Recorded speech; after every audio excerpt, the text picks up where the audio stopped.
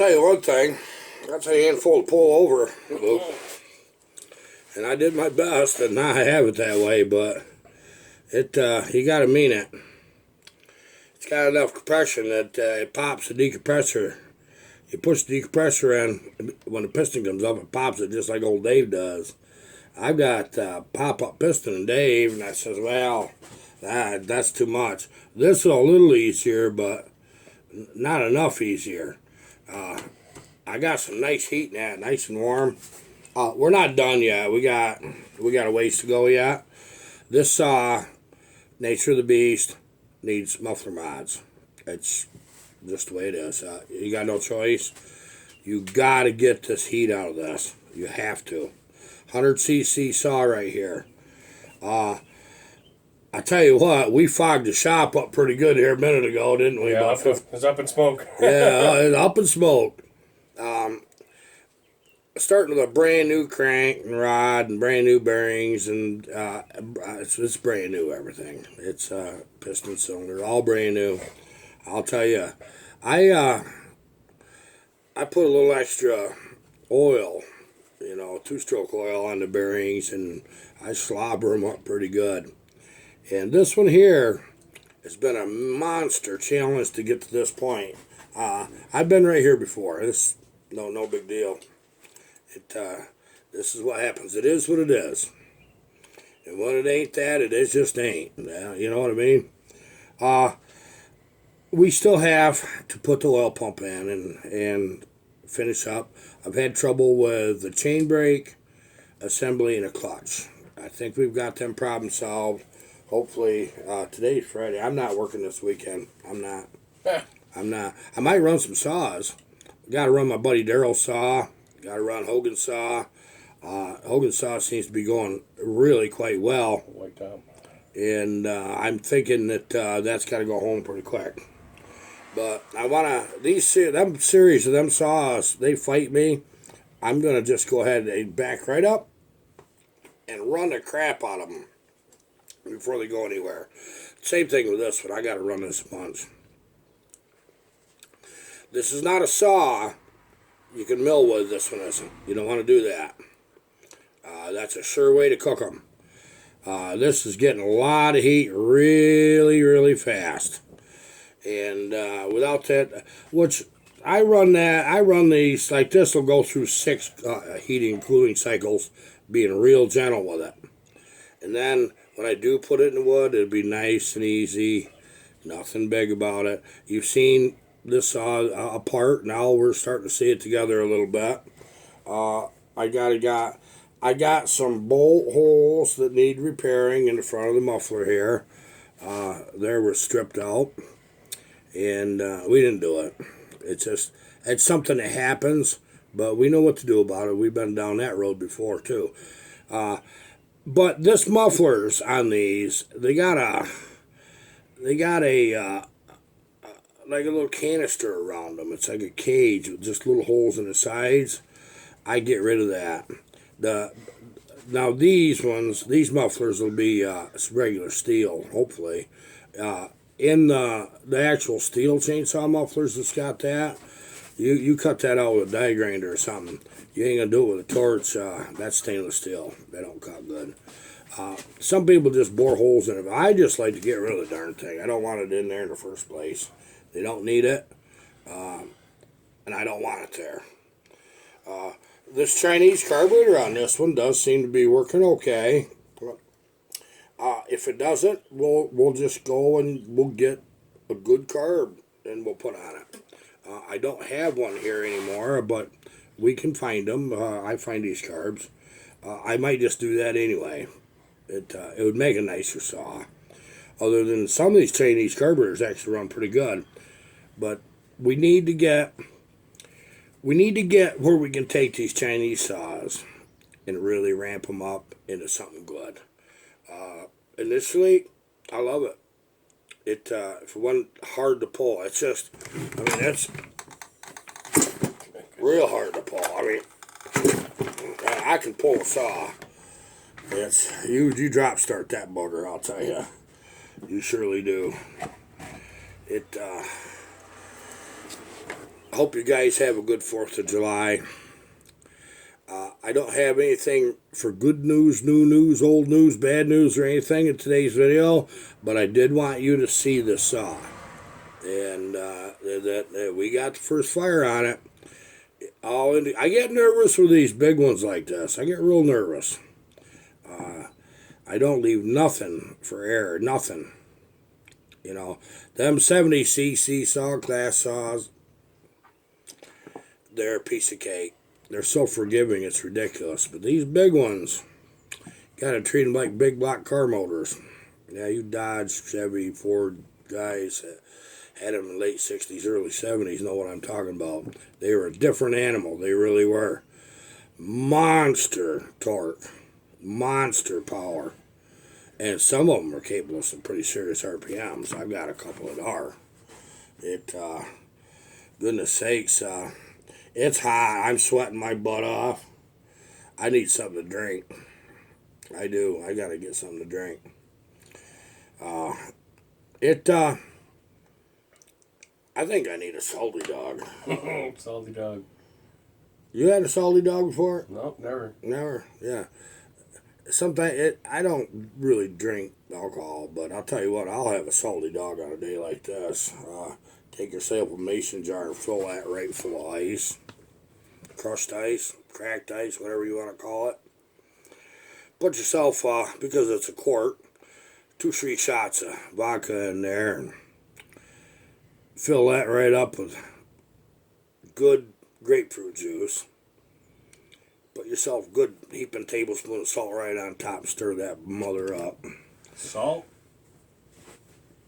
That's why they call it salty dog. Yeah. Well, you know. Do you feel like a dog after you get drinking? That's got 3 things in it that I don't like. I hate vodka. I don't drink anything hard liquor anyways. I detest grapefruit juice. It gets in my mouth. You know. And anything that's real salty, I just don't like it. But when you put them 3 things together, the liquid temperature, it's got to be down there around 0. Oh, you just wouldn't believe. You wouldn't believe how cold that is.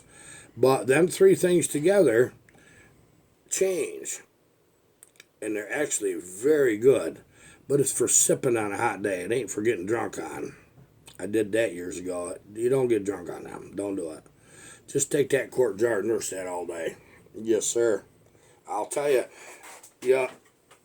you feel better as long as you don't overindulge. You feel way better. I mean, there's just something about them that I learned that in Georgia. Them Georgia rednecks down there, they taught me a thing or two about barbecuing and drinking a salty dog.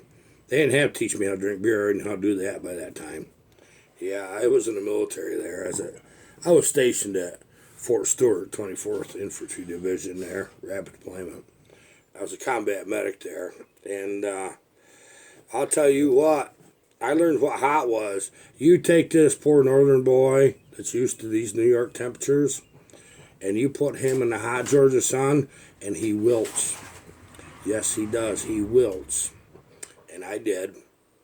And, you know, it gets so bad. You know what it reminds me of? We'd go out in the field. Have field problem. But you get periods that you're going days and no sleep. You might catch a cat nap if you're lucky. But being a medic, I generally didn't get too much of that either.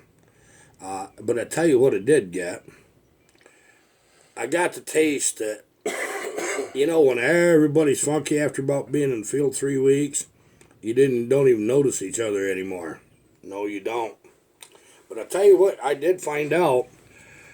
It ain't till about the 3rd shower, and you're washing up. You're trying to take care of yourself, and you're changing your socks, and you learn down there you don't wear underwear. You go commando. That's you want to talk about chafing and real problems? In the southern area, wear underwear. Station at Stewart. Nobody. That's the first thing they tell you. You don't want to do that. Well, I'm going to do it. Yeah. You don't. You won't. And You learn that fast. But I'll tell you what else you learn. You'll go into the PX or something after duty, and you can tell, like, when some of the infantry guys get out of the field, exactly how long they were in the field. Because, boy, they walk in, all it takes 2 or 3 of them, man, that whole store smells bad. It smells real bad. Yeah, it smells like a totally unwashed human. And that's exactly what it is. But you can't tell. When you're in the field, you don't know the next guy beside you. It gets that, you're that rough that you've seared your frickin' smeller. It just doesn't smell anymore. So that was hot. And I always look forward to the weekends. We had some good times, you know. We had friends come out, and I love to shoot. I really do. I love target shoot. And pretty good at it sometimes. Sometimes, you know, it is my hand load. So I have all my life since I was young. So it's interesting for me to shoot. It's just a sport shoot, that's all. We'd get all kinds of people out shooting with us, and we'd barbecue when we was done, drink a few beers. And, you know, nobody down in Georgia goes to bed till about midnight. Well, my country soul tells me that when that sun goes down, I go down. Except for in the summer, I'm down about 7 o'clock at night. I'll tell you that straight out, ain't I, Colin? Yeah. Yep. I'm Especially down. if he eats a sandwich or something, give him about 2 minutes. Yeah, just gotta have a sandwich. Boom. Minute I eat, done. Yep. Get up early in the morning. I don't need an alarm clock. It'd be a complete waste of money and time. No, I don't. I don't have trouble getting up. Some days I'm up pretty early. Lately, I've been getting up around 6, but I don't want to get out of bed. You know, it's not that I'm tired or anything. It's just, I like laying there and listening to the birds, and I'll look out the window for, like this morning, there was deer up back. I stood there on the end of the bed, and I was looking at them damn deer. They got all their little babies out, little fawns. We got a doe here. It's got 3. We were getting a lot of twins this year here. Boy, they're the cutest things. The raccoons got 3 too. Yeah, we got raccoons coming up on the porch. A mama coon and 3, is it 3 or 4? 3? It might be 4. Little baby coons. Boy, they get up there, they shake their fist at you. Just rifling everything on the porch. Yeah, going, what's this? Their little fingers touching everything. Yeah. Hey, you know, on the window. we got an old war dog, tiger, tomcat. He been around. He got big scrapes right across his whole face, don't he? Yeah, he's been in a few fights. Yeah, that's scars, and they start up here, and they just come right out across his nose. Looks like it split him wide open. He didn't care. That old mama coon the other day, she comes up on there with them babies. Well, she jumps up on the... Barb put a little cat food up on the freezer. We keep a chest freezer on the porch. And she had a dish, I think, to feed the coons. She says no, but yeah, we know. People say, oh, they're so cute. The coons think they're food for them. So. Well, so anyways, the cats get on the freezer and eat, and she lets the coons eat out of the dish. Well, I'll tell you what, that tomcat was eating out of that dish on the floor. That mama coon came right up there. Now they're brazen buggers. And normally a cat won't. The coon will just hoard right in there with they ain't phased. Boy, I'll tell you what, that tomcat stood back. You know what's funny? He never even growled. He just goes like that and goes, wah! He swiped her right across the nose once and then hissed. Sounded like a flat tire. You know that Baba Coon? She gathered them youngins up. Boy, she went bouncing down them porch steps and out she went. She didn't, yeah. You know, I haven't seen her on the porch since. I haven't either, actually. I haven't seen her on the porch since. I wonder if she wondered what that tomcat, he had this grumbly look on his face and went right back to eating. That's all he did. But you'll get them like that. Now, something that's funny, Colin's got a cat. I think it's your cat, ain't it? Paddles? Apparently, yeah. She adopted him. She thinks so. She grumbles at him. You know, she likes being petted, but don't touch me, Yeah. don't pet me. Yeah, female cat. Yeah. Just, yeah, don't touch me, pet me. Yeah, like that. Well, she is a tortoise shell colored cat, you know. It's the kind of yellow spotted with, you know, darker. Yeah, she looks like she's got a great big orange mustache, don't she? Yeah. We'll have to show her on video. I'm going to tell you, friends, her back feet are that wide. They look like human feet, just on the wrong feet, you know. Oh, that's the weirdest thing I ever seen. Well, we knew she was a mutant kind of cat. And then her front feet, she got like a post for thumbs. You know, it isn't, you know, like this. It sits behind, directly behind. Damnedest thing I ever seen. She was born when Cullen was in the Marines. That cat was. And you could tell she was shaped just a little different than the other kittens, you know. She was one of 3, I think, kittens. And she was shaped a little different. And she went on about a week, and all of a sudden she lost all of her hair, every darn bit of it. Just boof, bald. And you know what was funny is the color, the speckles that them tortoise shell-colored cats have, it was right in her hide, right in her skin. You know, she almost looked like she had blue skin, but with these spots on it everywhere. So, oh, God, that's an awful-looking cat. She stayed that way for about 2 months. It was about time she's weaned, or a little longer. I think she's already was weaned. She's totally bald, darndest looking thing I ever seen. And then she started getting hair back.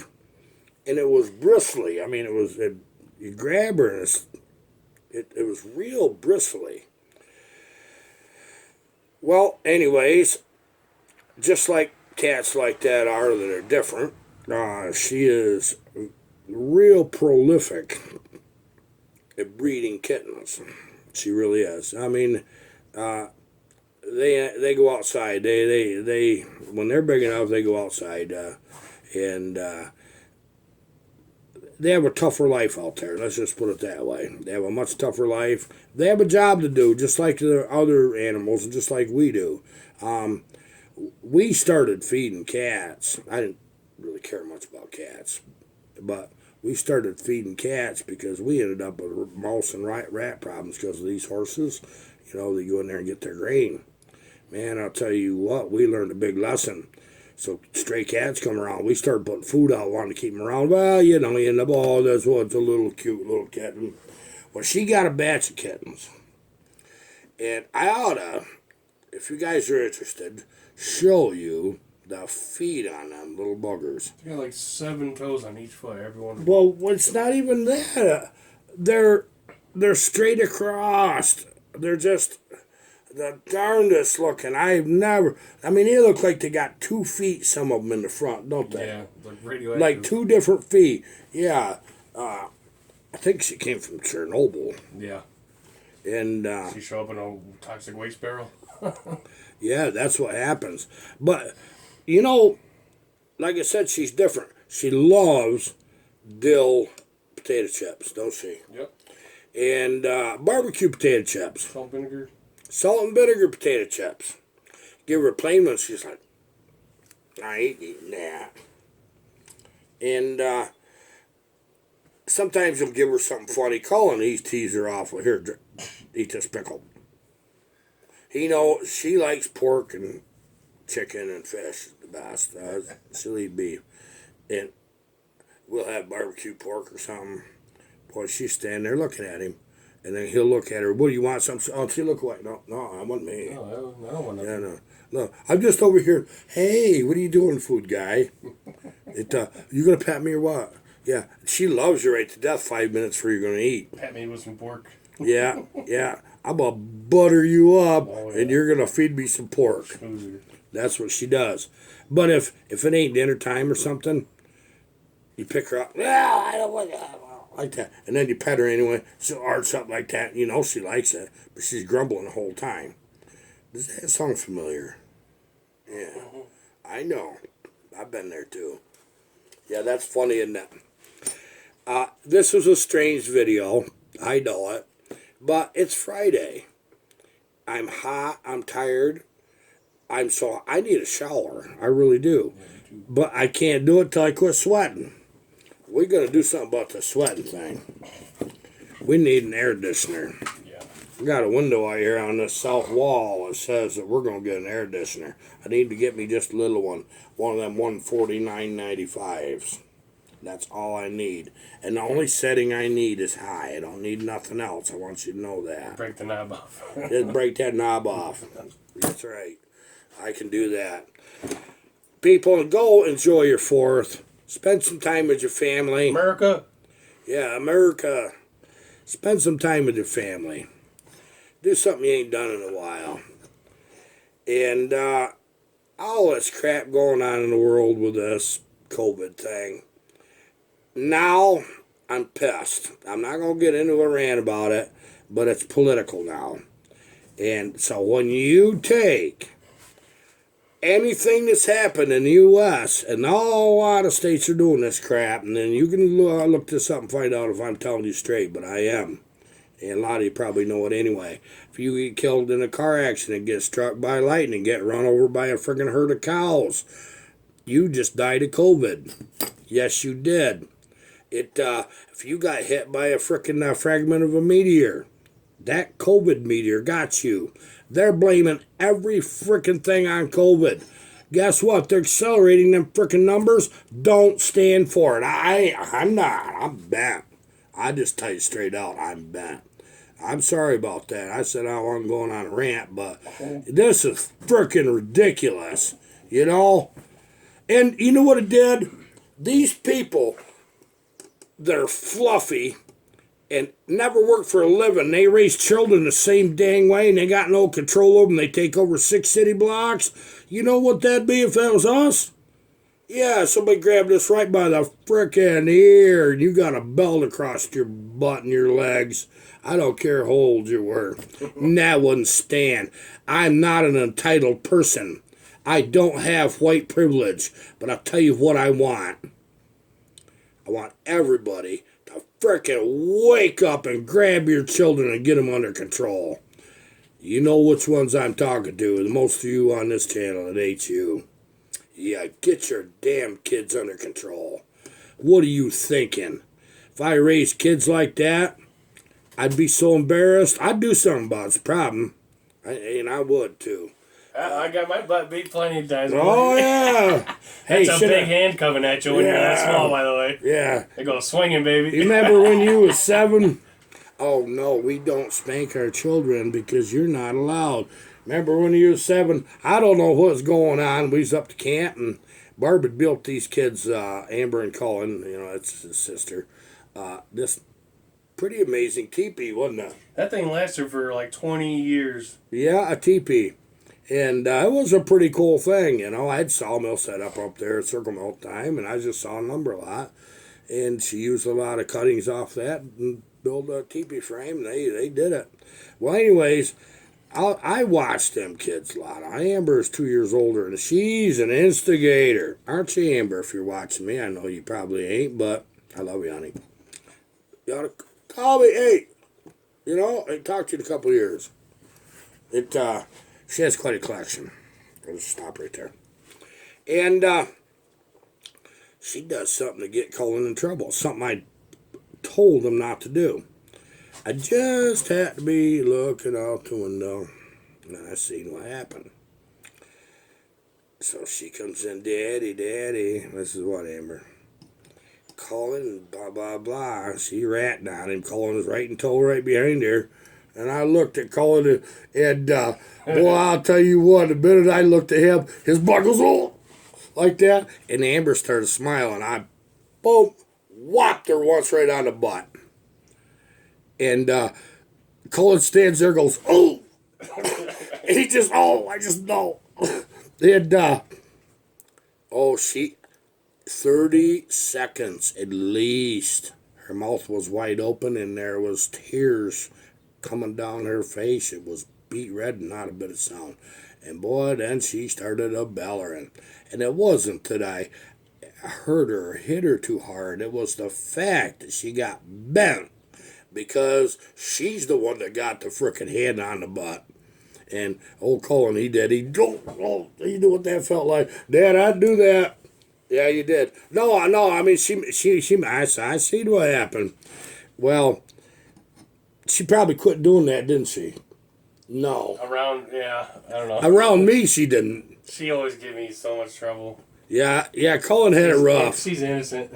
Yeah, innocent older sister. Oh, yeah. And Amber's a cute little girl, anyways, you know. It's a pretty woman, you know. But she just a cute little girl. And boy, she just ties somebody's friggin' heartstrings that meet her. And boy, she'd suck about everything they had. She could do that at friggin' 8 years old, couldn't she? Oh, yeah. No, you know, I don't have one of them at home. No, we're too poor.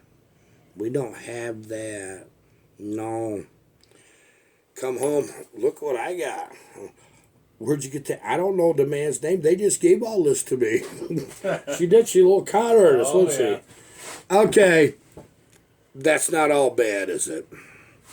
Just use your power for good, not evil. That's the only thing I got to say. Okay. This is it. Enjoy the weekend.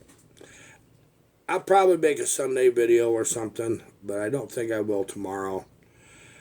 Like I said, enjoy your 4th with your friends and family. Kick back and chill. Get a rewind. It's all restart for this weekend. Okay? And hit her Monday morning. Goodbye.